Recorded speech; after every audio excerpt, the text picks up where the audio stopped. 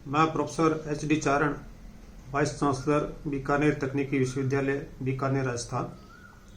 स्वर्गीय राजीव गांधी जी की पुण्यतिथि पे मैं हार्दिक श्रद्धांजलि अर्पित करता हूं। इस अवसर पर आयोजित डिजिटल विचार गोष्ठी को आयोजन करने वाले राजीव गांधी स्टडी सर्कल के सभी लोगों को बधाई देता हूं और इसके सफल आयोजन के लिए शुभकामनाएं प्रसिद्ध करता हूं। माननीय राजीव गांधी डिजिटल क्रांति के जनक कहे जाते हैं। कंप्यूटर क्रांति जिसका फल हम आज देख रहे हैं, इसकी शुरुआत माननीय राजीव गांधी जी के समय से हुई। मुझे याद है जब पहली बार कंप्यूटर क्रांति के बारे में बात चली, स्वयं प्रचोदर जी के नेतृत्व में एक मिशन बना, तो सब तरफ से ऐसा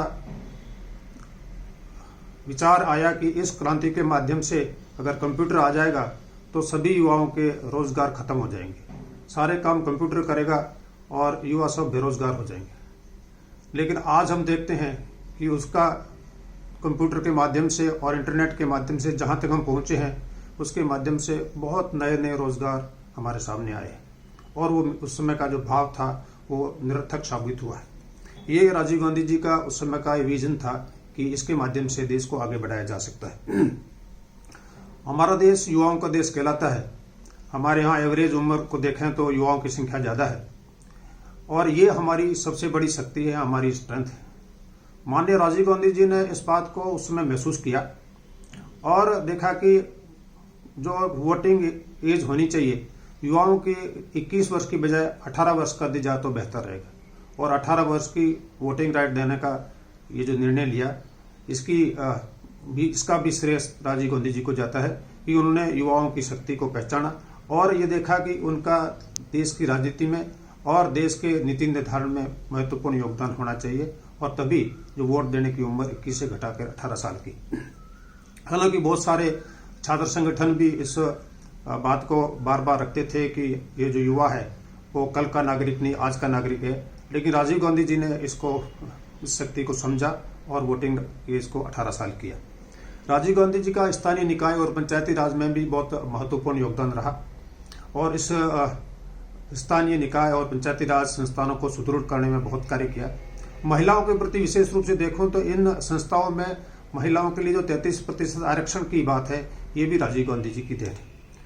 राजीव गांधी जी की सबसे महत्वपूर्ण बात जो मुझे प्रभावित करती है, व्यक्तिगत रूप से प्रभावित करती है, कि वो विचार, वाणी और आचरण तीनों में एक रूपता थी। वो जैसा सोचते थे वैसा ही बोलते थे और वैसा ही आचरण करते थे।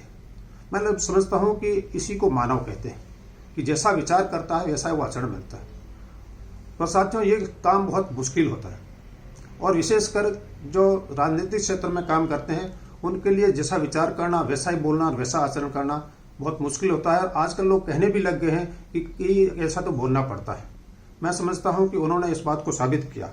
उनकी निश्चल भाव और दृढ़ भावना के माध्यम से ही उन्होंने ये कह पाया कि जितना सरकार अंतिम व्यक्ति तक पैसा भेजती है उसका सिर्फ 15% ही वहां तक पहुंच पाता है। आज वो 15 पहुंचता है या 25 पहुंचता है या ज्यादा पहुंचता है, ये विषय नहीं है। लेकिन ऐसी बात कहना बहुत ही महत्वपूर्ण है, बहुत ही मुश्किल था।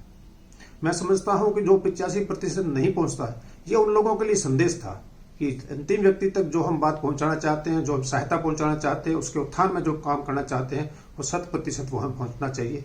ये भाव जो उसमें निर्मित था और इसी भाव से लोगों को उन्होंने प्रेरित किया कि ऐसा उनको ये 85% जो बीच में से गायब हो जाता होना नहीं चाहिए। मैं समझता हूं कि आज की तारीख में सबसे बड़ा संदेश जो सभी इस स्टडी सर्कल से जुड़े हुए लोगों के लिए मैं कहना चाहूँगा कि जो विचार है, उस शुद्ध विचार और उसी सात्विक वाणी और उसी से आचरण करने का जो भाव उन्होंने दिखाया, अगर हम उस भाव को हर समय अपने मन मस्तिष्क में रखते हैं कि जैसा हमारा विचार है वैसा ही हमारा आचरण होना चाहिए और उसी भाव को मन मस्तिष्क में रखते हुए व्यवहार करते हैं, तो यही हमारे लिए सबसे बड़ी उनको प्रति श्रद्धांजलि होगी। इस आयोजन के लिए मैं एक बार उन्हें बधाई देता हूँ। जय हिंद।